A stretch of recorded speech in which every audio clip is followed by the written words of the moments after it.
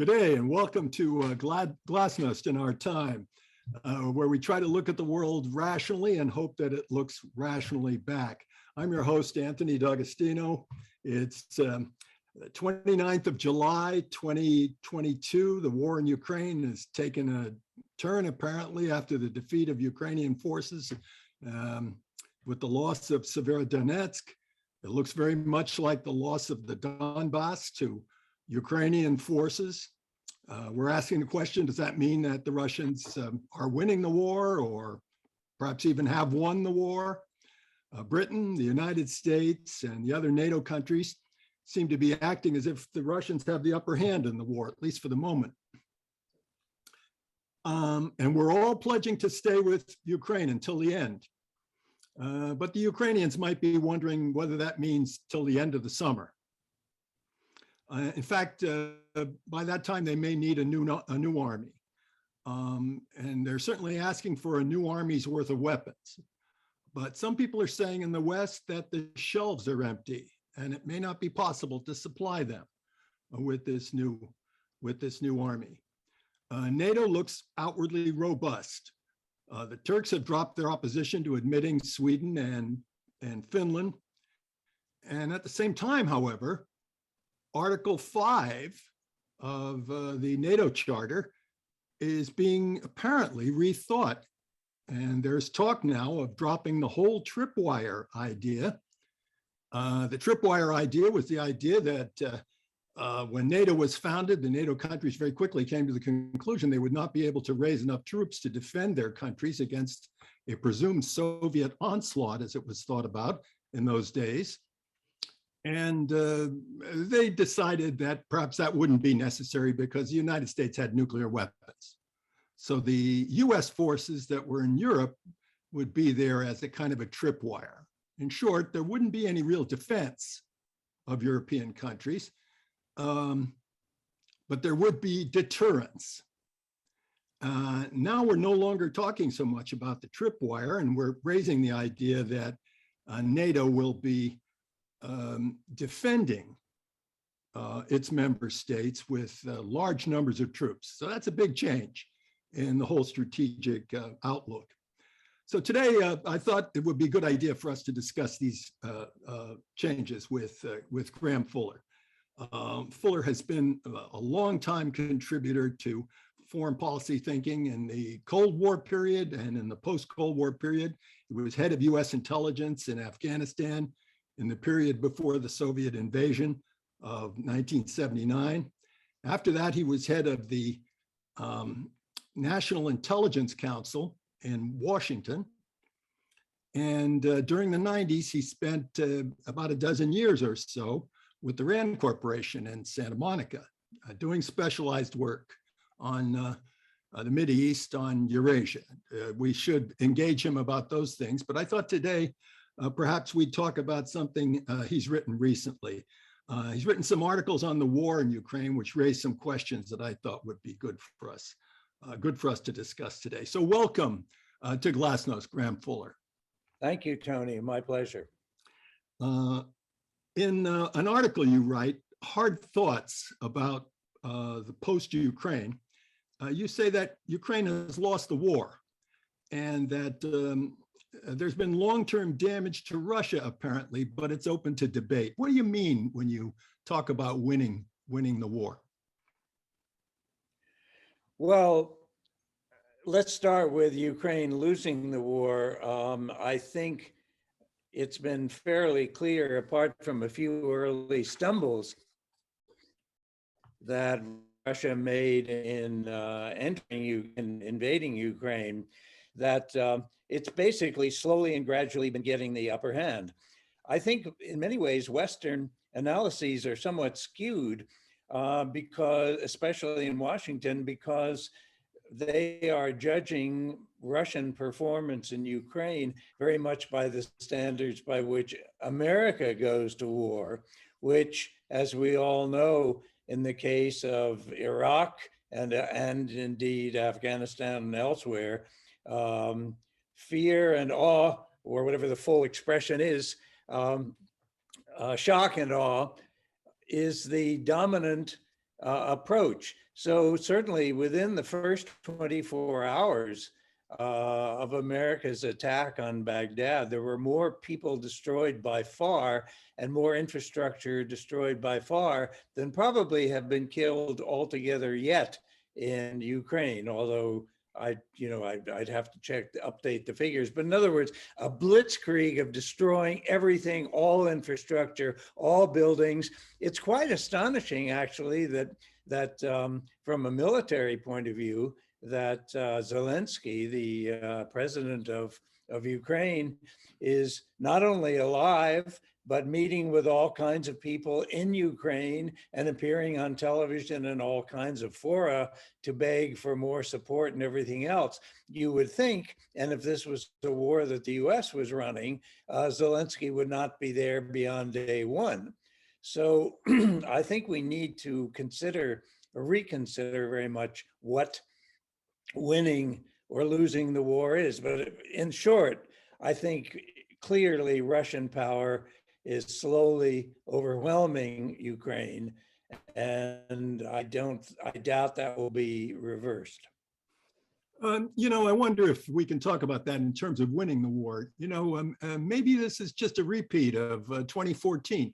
Remember that the original Russian aims, I think, in Ukraine were not to overawe Ukraine or bully it in any way.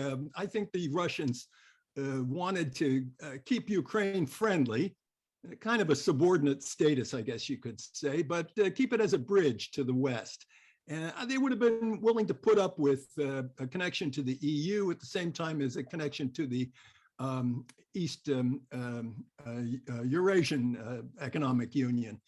And they didn't get that. So that was a defeat when the Maidan events overthrew the Yanukovych government. They didn't get that. And so they grabbed the Donbass and Crimea as compensation. So can't you say that this is going to end up pretty much the same way? If we end up with a Minsk III that ends up partitioning Ukraine, the Russians will have essentially got the Donbass and Crimea as compensation, but they will have lost Ukraine. That Russia will have lost Ukraine? We'll have lost the rest of Ukraine. Well, Rump Ukraine, West Ukraine. As you said at the outset, I don't think it was Russian intention at all to dominate or take over, restore this huge portion of the Soviet Union. They wanted a compliant and obedient state, much as, to put it unkindly to our neighbors, as Mexico or Canada behaves towards the United States. There are clear red lines which both Mexico and Canada understand, and they're mindful of those things.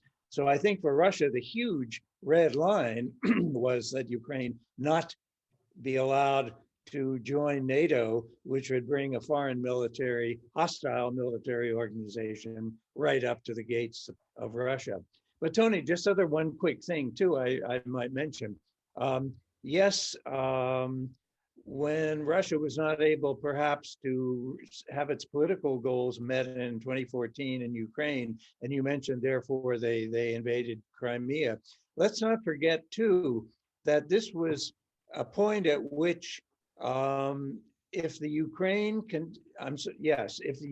continued to exercise control or ownership, if you will, of the Crimea, the Crimea was Russia's sole access to a warm water port to the south. And this is, anybody who knows their Russian history knows that this has always been a big deal. Russia is essentially landlocked in the southern area. So this would also mean that the key Russian naval port in Sevastopol would fall essentially into NATO hands. This would be roughly the equivalent of imagining the United States watching, let's say, Norfolk, Virginia, fall into the hands of Russia or China. I mean, it's strategically intolerable.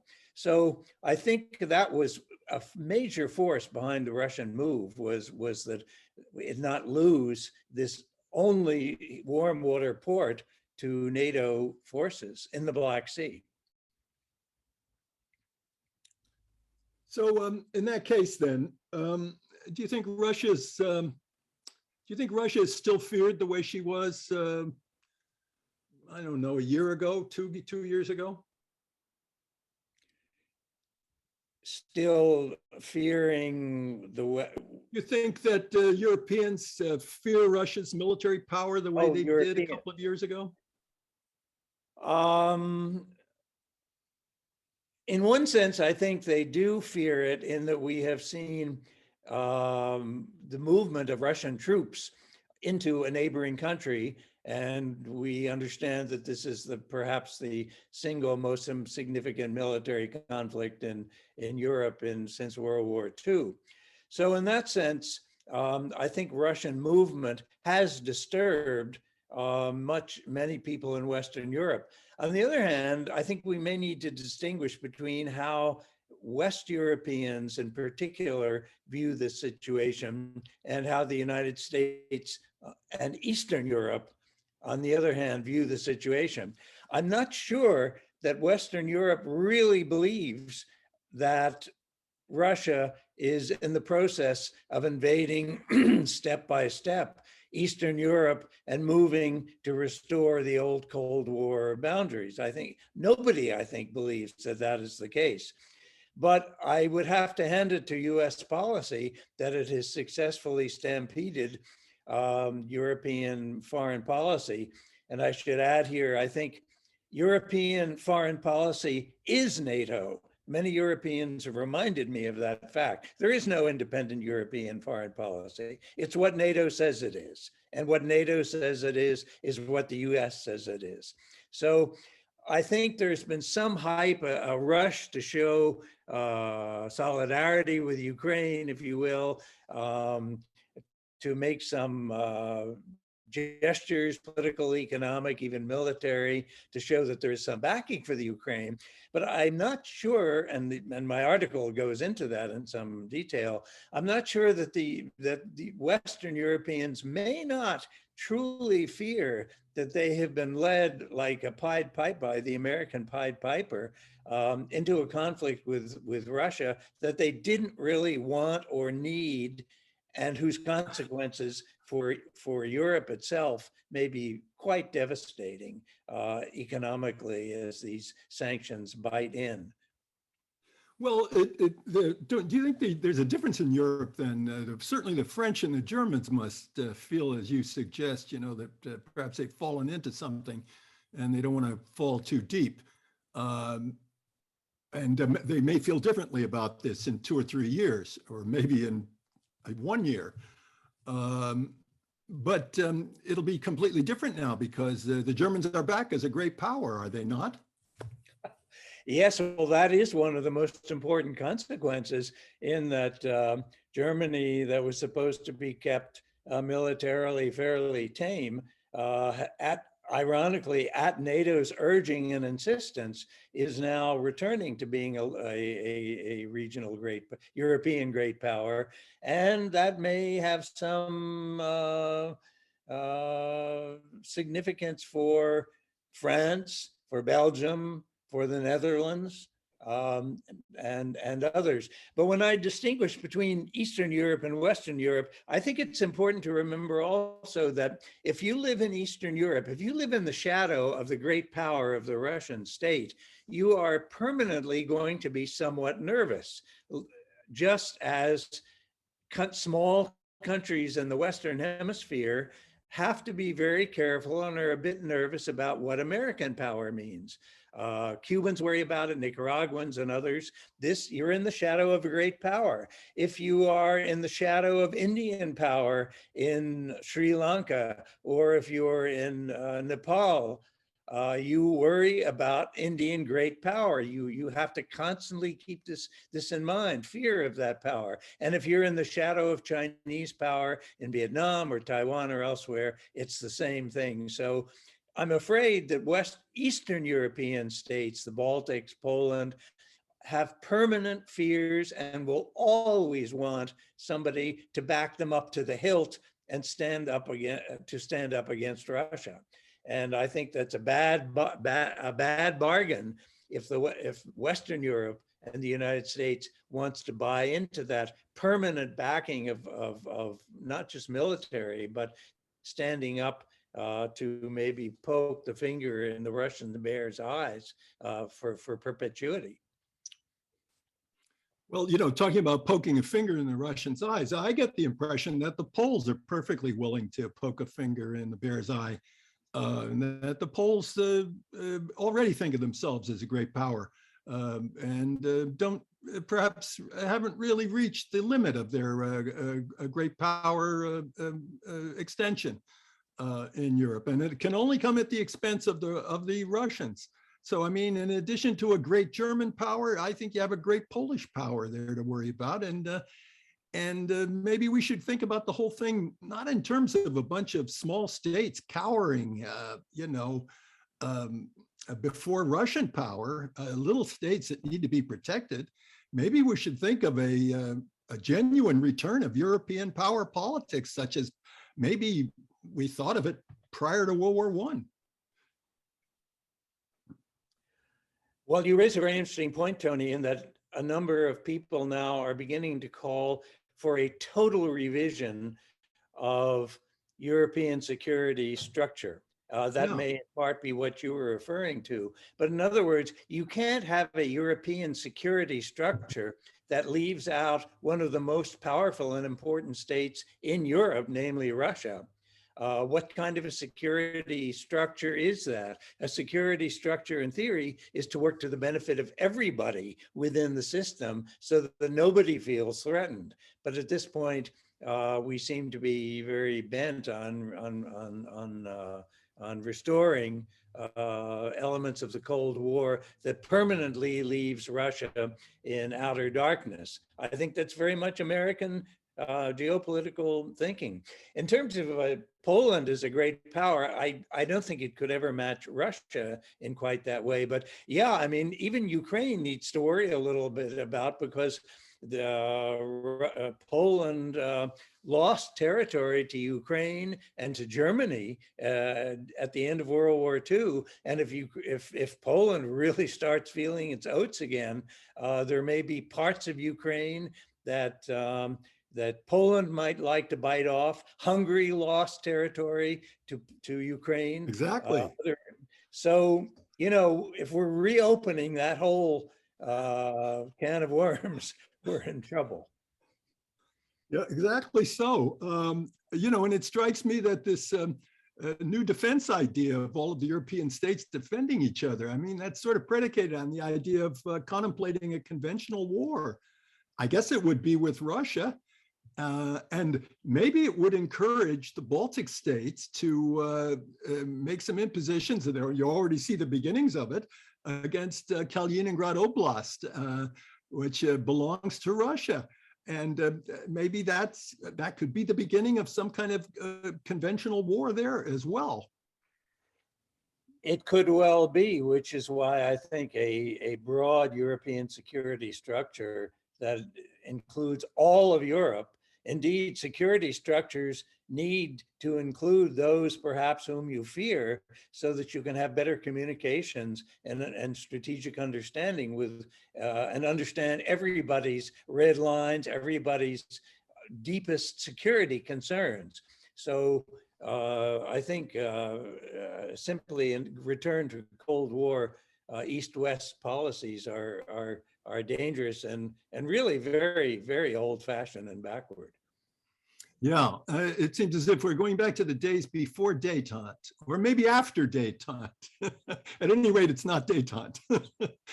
Détente is the thing that you're talking about, isn't it? It's Ostpolitik and détente and you know, the Helsinki agreement of 1975. It's that sort of spirit that you're talking about. You probably are suggesting that that would be maybe the best thing for. Yeah, but it's not quite. I think it's a little broader than that, even, Tony. And I'm not even an expert on European security issues by any means.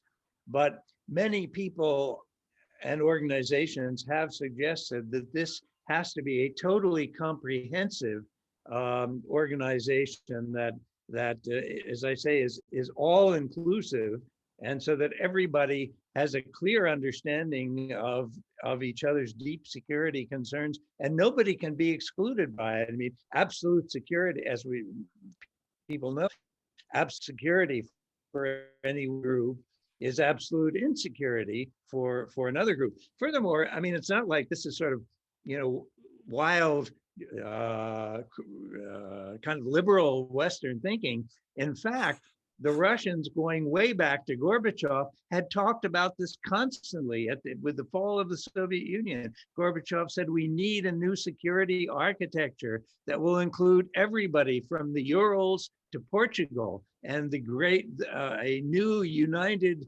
visionary Europe. Russia was talking, Gorbachev was talking about that, but Washington would have none of that. It did not want anything that would perhaps enhance Russian stature in Western Europe. I think that was extremely short-sighted, and we may be now paying the price for that. But America is very, very much like the dog and the mayor in that respect. Yeah, we're not going in the direction of a general European security. What is it? What the common European home that Gorbachev talked about, or yes, exactly. Jacques Delors' ideas about a common European, some sort of thing that includes Russia. We're not going in that direction. We're going toward a long war now. And so, what do you think about this idea? Does Russia benefit from a long war? Could it be that a long war would be better for Russia than for Europe? No, I don't think a long war would serve Russian interests. Indeed, I think Russia had hoped that this would be over rather faster than it was. We in the West about Russia's early initial failure to seize Kiev. I don't have, again, I'm not a military specialist, but I don't have much doubt that if Russia was willing to obliterate or even severely damage Kiev and take out Zelensky and all the government structure, that they could have done that. But Russia did not want to do that. They hoped for a longer term relationship with Ukraine beginning to be a little more mindful of what Russia's security concerns were. But they did not want to destroy the president and the governing infrastructure and the government of Ukraine, which they would then have to work with, and that includes a large Russian population itself. So in that sense, I think a prolonged war is not serving Russia's interests in almost any sense. But I don't know that it's certainly even worse for Ukraine. Ukraine is the one paying the price. We're willing to fight to the last Ukrainian. Thank you very much. Certainly so. How about this question of the Russian interest? Of the damage to Russia. David Ignatius wrote a piece in the Washington Post when the war started, and he said, Russia might be getting into some kind of an Afghanistan situation, and that, of course, people trying to interpret that article raised the question whether the United States had a strategy of trying to bleed Russia. If there ever was a temptation to think that this war would bleed Russia, do you think that's out the window now, or you think Russia is still bleeding? I think Russia is bleeding, but I also think it is winning, gradually taking over more and more and more territory and eliminating more and more of the Ukrainian army and its equipment, which cannot be simply dropped off by parachute into Ukraine at the wish of NATO. So I think Russia would like to end this as soon as possible, but they're in this for the duration.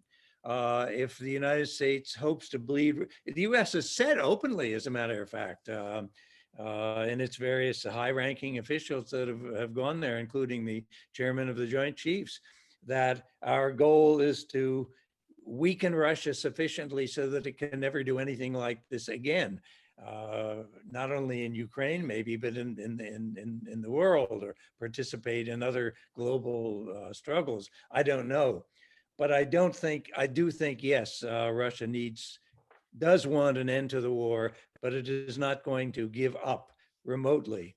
Um, it, it's not going to, it will not ever allow itself to lose the war either. It can simply reshape what terms it expects from Ukraine.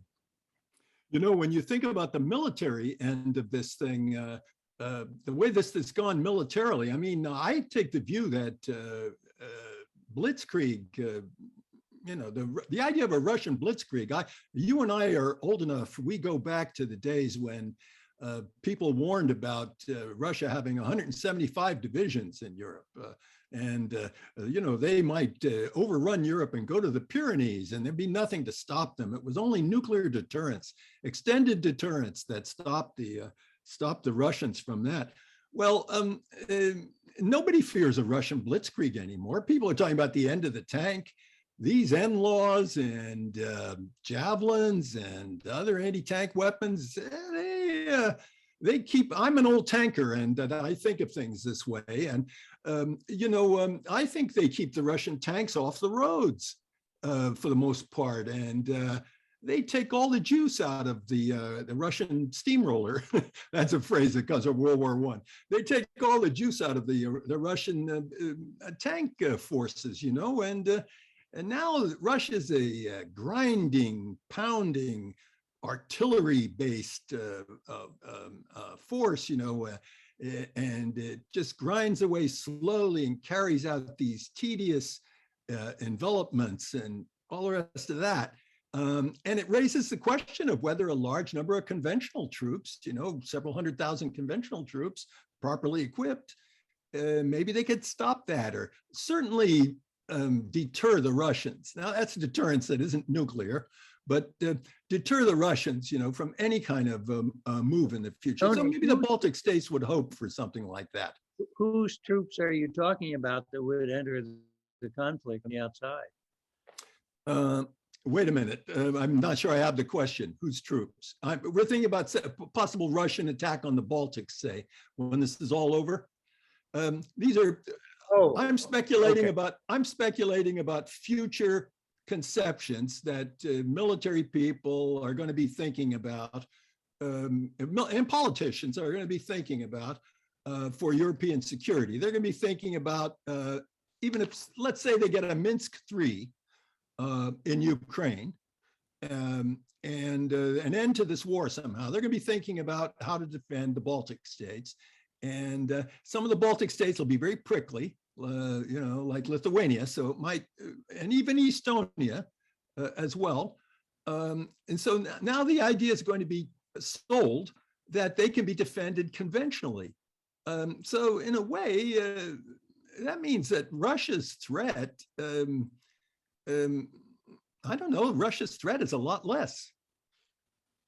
You know, again, I don't think that Russian goals, geopolitical goals in this situation, Tony, involve the idea of restoring large portions of what was the Soviet Union. I think there's no, I mean, it's quite stunning to realize that Gorbachev and then Putin permitted not only the reunification of Germany, which is the most powerful force in all of Europe, but it also permitted it to join NATO with those assurances, as you know, and as we talked about earlier, that NATO would not expand. I think it was James Baker, as Secretary of State back then, who said would not expand 1 inch to the east. Well, clearly, we broke every promise that we had given in that regard. But I don't think anybody. So, if anybody feels threatened, I would argue it's Russia, because step by step by step by step, America has insisted on pushing NATO right up to the borders now of Russia itself. And it's in Ukraine where Russia drew the line. But Russia into the Baltics, only unless the Baltics I think, engage in some huge provocation. I think this is really quite inconceivable. Um, it may be, maybe people would like to keep that fear alive, to keep NATO alive. I would even argue that when this conflict comes to an end, Europeans are going to think a good bit harder about the nature of NATO and what it is that they're getting into. I don't think the average Frenchman or German or Italian or Portuguese or Spaniard or even Belgian or Dutchman really feared that Russia was going to be coming after them. If you live in Poland, that's been at war with Russia off and on for 500 years, maybe yes, you do. Or if you live in the Baltics, that's been contested territory between Sweden and Denmark and Germany and Russia over the years or centuries, then you might have some concern. But I don't think Western Europe really believes that this is a deep threat to them. And I think they will feel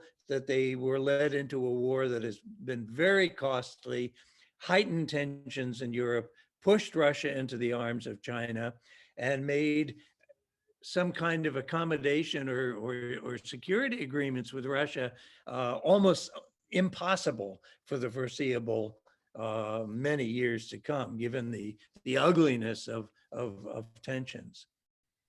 And pursuing that thought, with China and Russia together, they get to organize Eurasia in the future, do they not? The Belt and Road Initiative looks to be quite robust at the moment.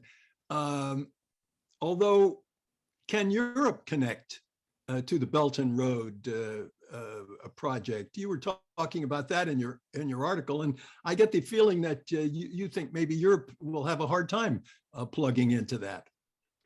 Well, first of all, I think you noted in my article that I said that the Belt and Road Initiative is probably the boldest and most sweeping, visionary geopolitical and economic project that's ever in history, given the breadth of all of Eurasia, with Chinese know-how and financing, and Eurasian states very much willing to share in this huge new transportation corridors that are running across Eurasia. Well, Europe will be a fool if they. Well, further, let me go back. I can't quote you statistics, but I believe that that Europe's trade with China is of a very high order already for several years.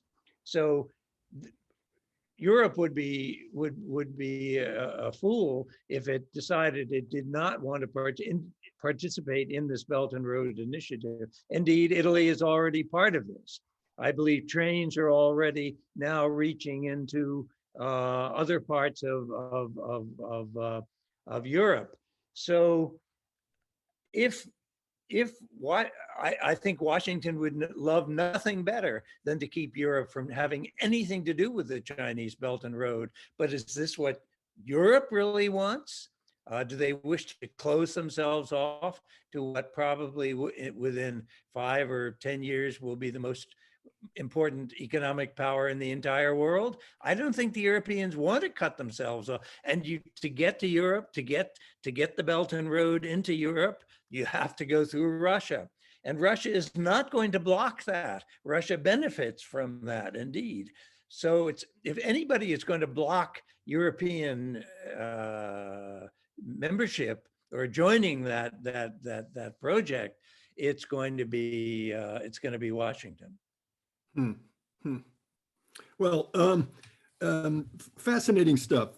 Fascinating speculations about the future of Eurasia and all the rest of that. Does it mean, though, that if we have a new Cold War with Russia, that there has to be built into it is a hostility toward the Belt and Road? In other words, you can't separate. If you're thinking of it in terms of Washington's options in the future, you can't separate hostility to Russia from hostility to the Belt and Road, and it goes together. In other words, we can't just oppose Russia; we have to oppose Russia and China. Largely, I mean, the United States, I think, has already been trying to discourage and throw barriers in the way of the development of the Belt and Road Initiative that China is Well, we're talking about an alternative to it.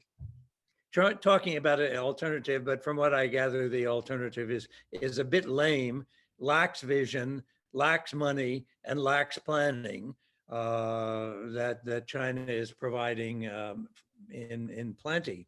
So, as I said earlier, I don't think Europe for a second will wish to allow the United States to prevent its deep involvement in the Belt. I mean, we're talking about Eurasia. Half of the word Euro part of Eurasia involves Yes. Europe. Yeah. So I think the United States is just whistling in the graveyard, whistling past the graveyard if it thinks that it's going to be able, one, to successfully block the Belt and Road Initiative, or two, come up with any genuine, serious alternative. They might have a few plans that meant some regional states might like also to participate in, but as an alternative to the Chinese Belt and Road, it's not going to happen. Well, you make it sound as if the whole project for opposing Russia, the whole project for a new Cold War is really not built on very strong foundations. I guess that implies also that there's no point in doing any economic warfare against Russia with regard to oil, for example. Right. I mean, as we know, Russia's income from oil, after the imposition of Western sanctions on Russia, Russia's income from oil has risen hugely, with now major sales to much of the rest of the world, but especially India and China, and that's going to go on further. In addition, I think the United States has successfully convinced Russia that it has no place in the West. And therefore, if Russia has any future, it's going to have to be in Asia. Well, you know, Russia is a great Asian power. It borders on the Pacific. The city of Vladivostok is only 1 or 2 hours by plane from all these huge economic Eurasian centers of like Tokyo, like Beijing, like Shanghai, like Seoul, Korea, like Taiwan. Russia is going to benefit from this and will gradually increase its investment in East Asia, which will bring huge economic benefits to it. And indeed, it's interesting with this global warming going on, these areas of Siberia, which have been almost inaccessible for minerals for quite a long time, is undergoing warming. They are now more accessible to exploitation, and above all, Ukraine, the eastern Siberia will probably turn into a very useful agricultural region, which it has not been up to now.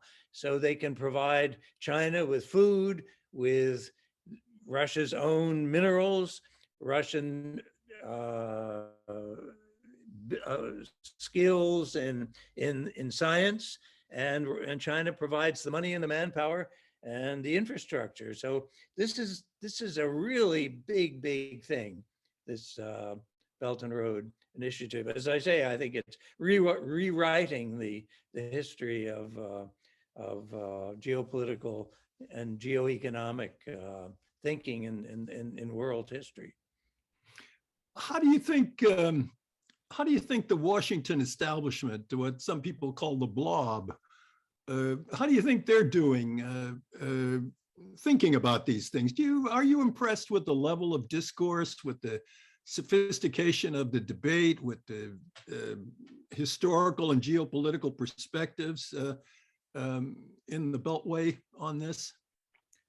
I'm very unimpressed. I'd have to say, I think this is one of the most inept, incapable, and ideologically driven and narrow-minded foreign policy team that I have ever seen in my many years in dealing with Washington.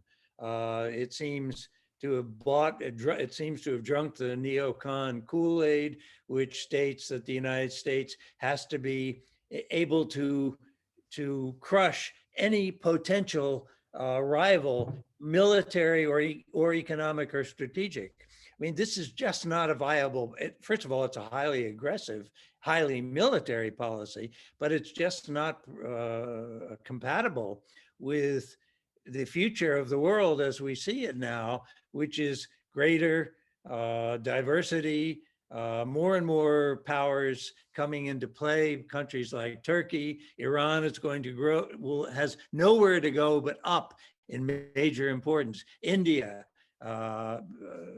East Asia, Indonesia, places like this, the Middle East, and not to mention Africa, to which China has been devoting great attention, while the United States has really let this area wither on the vine. Aren't there any bright lights in all of this? I mean, aren't there any thoughts that in official Washington that you see as wholesome? Well, one I deplore the think tanks that dominate Washington, because they're all prisoners of the neocon political thinking and heavily funded by foreign powers, especially like Saudi Arabia and Israel, which drive the agendas of these think tanks. So they're scarcely even really objective.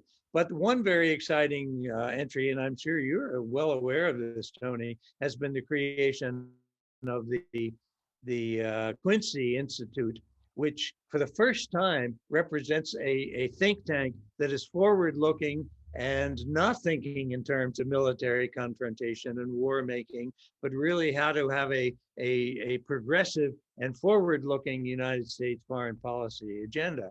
Now, it's very new, but it's put forth a lot of very exciting papers, rethinking major issues around the world, which are designed to avoid war, avoid conflict, and to work towards a win-win situation. It's interesting. Washington hates that term win-win because they associate it with Chinese policy. But tell me what's wrong with win-win foreign policy. I don't care if the Chinese like the term or not. It's a win-win is for everybody. As opposed to zero-sum thinking, which is a win-lose. Somebody has to lose. So Washington is going to make sure it wins and everybody else loses. I mean, this is really very primitive thinking. Well, the other very tiny glimmer of interest that's come up is that unbelievably some, I should say, within the Republican Party are slowly beginning to think whether this kind of American foreign policy, which is spending trillions on defense and leading us into wars overseas, all of which America is losing or has lost, and which is taking money away from the average citizen, and the infrastructure and health and all of these things.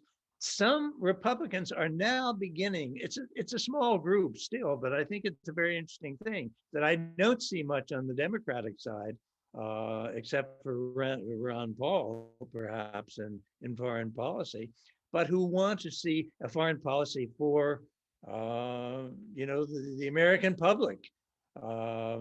And that would mean stepping away from needless conflicts. We don't have to have 800 bases around the world to dominate the world. We don't even need to dominate the world. We just need to run a very good country and a skillful country and a respected country. And we can't do that when we're spending massive sums on losing conflicts and ill-conceived adventures around the world. That's my small glimmer of hope. Well, I have to confess, I have an unorthodox thought about this, that it sort of gives me the creeps that you hear a lot of ideas that used to be kicked around by people like the Bundys, McGeorge Bundy, Bill Bundy, the solvency school in the early 70s, and Henry Kissinger himself. You hear a lot of ideas of that sort that might make a lot of sense and are certainly probably very congenial. But you hear them espoused by people in the Republican Party who are absolutely reprehensible, probably think it was a good idea for this January 6th putsch to have been staged, and have other absolutely creepy ideas about internal politics in the United States. That gives me the willies, and by the way, and the Russians are very active in the attempt to influence American opinion. This is a crazy disconnect and causes us a lot of difficulty. I wonder if you have the same. Yeah, I mean, this has been the theme of the Democrat, and I should say I voted Democrat almost all of my life, and I am quite fearful of the crazies within the Republican Party that you refer to. But anyway, I don't think the Russians can have terribly great influence on our foreign policy when we have Fox News and other and mainly right-wing publications across the United States, and views dominated in Facebook and Twitter and things of this sort. You don't need foreign powers to do it.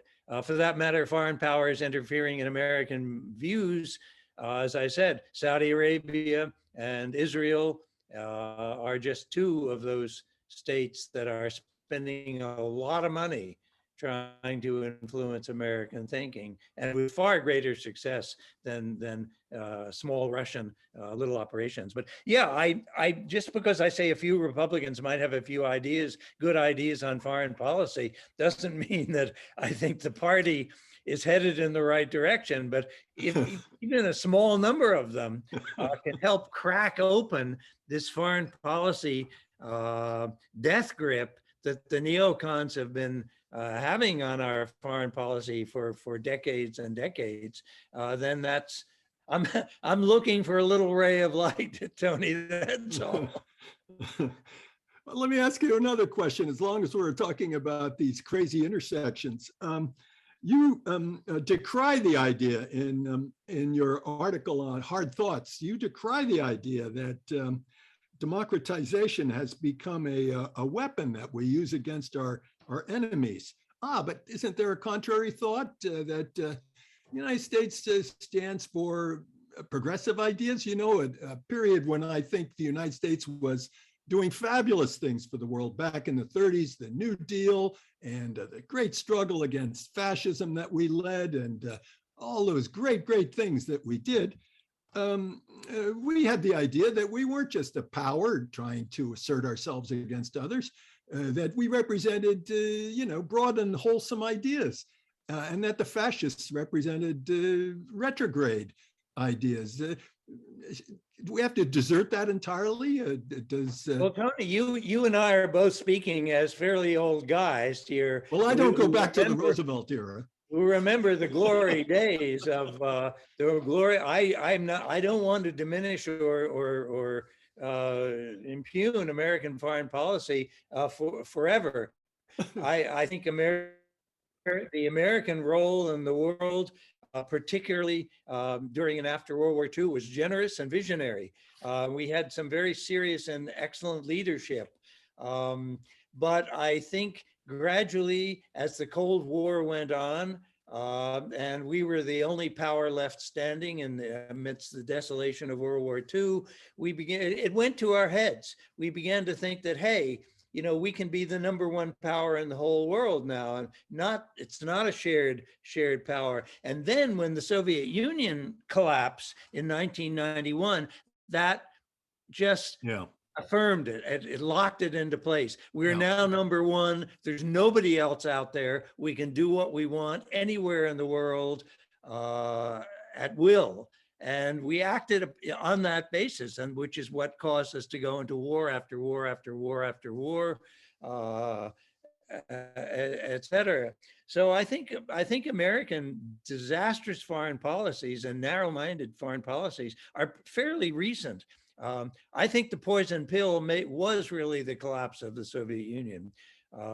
And we have to get over the idea that we don't have to be number one in everything all the time and dominating everybody else all the time. But that's the default mindset, particularly of this foreign policy team, which, as I say, I think is one of the very worst foreign policy teams in my lifetime in Washington.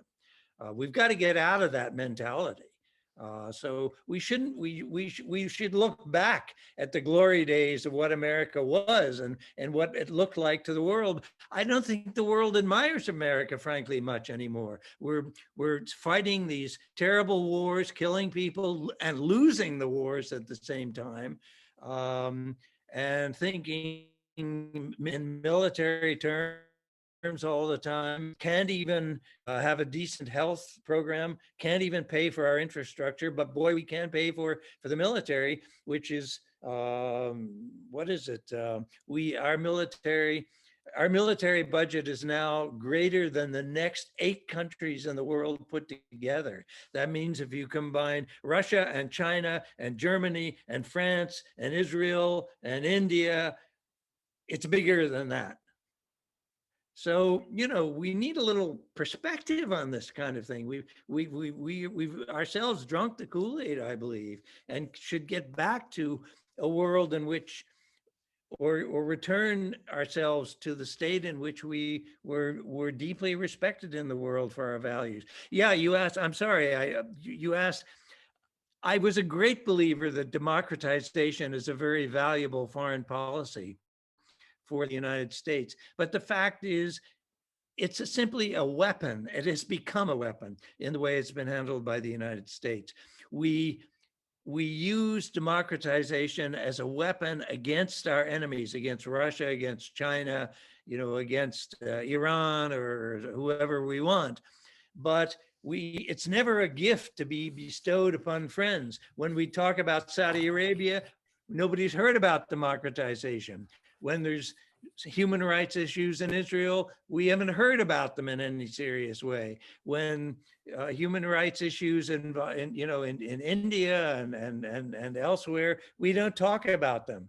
So it's very much cherry picking of these values as a means to knock down and diminish other countries, but not to talk up democracy in any meaningful way. And that saddens me.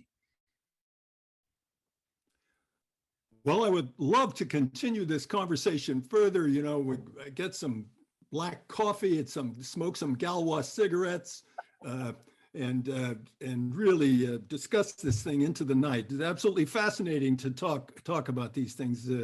And this has been an absolutely wonderful discussion. Love to continue it, and love to get into some more nuts and bolts about your thinking about the Mideast and about Eurasia than we were able to do today. But this has been absolutely wonderful, and we want to thank Graham Fuller for joining us. And our time is up, and we have to sign off. So that's it for today. That's it for Glasnost. But we will continue in the future and continue to ask the question. We've tried everything else. Why don't we try thinking about it?